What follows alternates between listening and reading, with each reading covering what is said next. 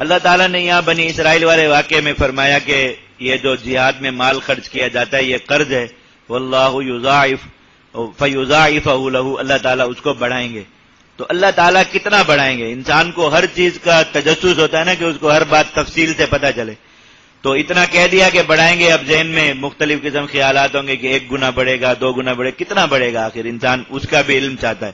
اللہ رب العزت نے اس کی بھی وضاحت فرما دی کہ یہ جو اللہ تعالیٰ بڑھائیں گے یہ بڑھوتری بھی تمہاری عقل اور سمجھ سے باہر ہے، اور دنیا کے کسی کاروبار میں اتنے منافع کا کوئی انسان تصور نہیں کر سکتا، تصور بھی نہیں کر سکتا جتنا اللہ رب العزت نے کم سے کم نفع اس کاروبار میں اور اس تجارت میں رکھا، اور زیادہ سے زیادہ اللہ تعالیٰ نے پھر چھپا لیا.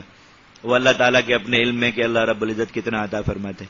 مثل الذین ينفقون اموالهم فی سبیل اللہ، اللہ کی راہ میں جہاد میں مال خرچ کرنے والوں کی مثال ایسی ہے کمثل حبۃ، ایک دانے کی مثال، انبتت 7 سنابل، جس سے 7 خوشے اگیں، فی کل سنبلۃ 100 حبہ، اور ہر خوشے میں 100 دانے ہوں.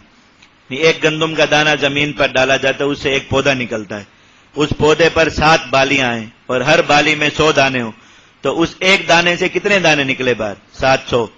اللہ تعالیٰ نے یہ مثال بیان میں، تم کہ اللہ کی راہ میں ایک جو چیز خرچ کرتے ہو وہ کم سے کم کتنی بڑھتی ہے؟ 700 گنا.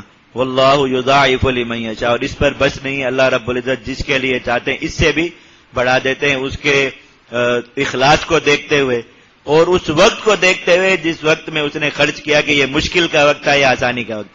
یہ میں نے آپ کو بتایا تھا ابتدا میں ہی کہ اللہ تعالیٰ نے یہ جو فتح مکہ سے پہلے اور فتح مکہ کے بعد والوں کا جو فرق فرما دیا، یہ اس وقت کی شدت اور سختی کی وجہ سے، کہ جنہوں نے فتح مکہ سے پہلے خرچ کیا کیونکہ وہ شدت اور سختی کا وقت تھا، تو ان کے جو اجر ہیں بعد والے اس اجر کو نہیں پہنچ سکتے، اگر کہ بعد والوں کا اجر ان کے حساب سے پھر بہت زیادہ ہے، لیکن وہ پہلے والوں کے اجر کو نہیں پہنچ سکتے. تو اللہ تعالیٰ اس طرح جس کے لیے چاہتے ہیں 700 گنا سے بھی زیادہ بڑھا دیتے ہیں.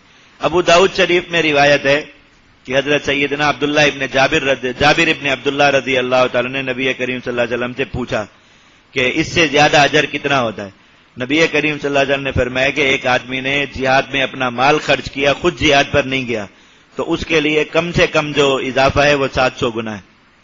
اور جو شخص اپنا مال خرچ کر کے خود جہاد میں گیا، یعنی اپنا اسلحہ ساز و سامان خود اپنے مال سے خریدا، یا جہاد میں جا کے وہاں خود عملی شرکت کی اور وہاں پہ خود اپنی ذات پر اور اپنے مجاہد ساتھیوں پر اپنا مال خرچ کیا، اللہ رب العزت اس کے لیے 7 لاکھ گنا بڑھاتے کم سے کم.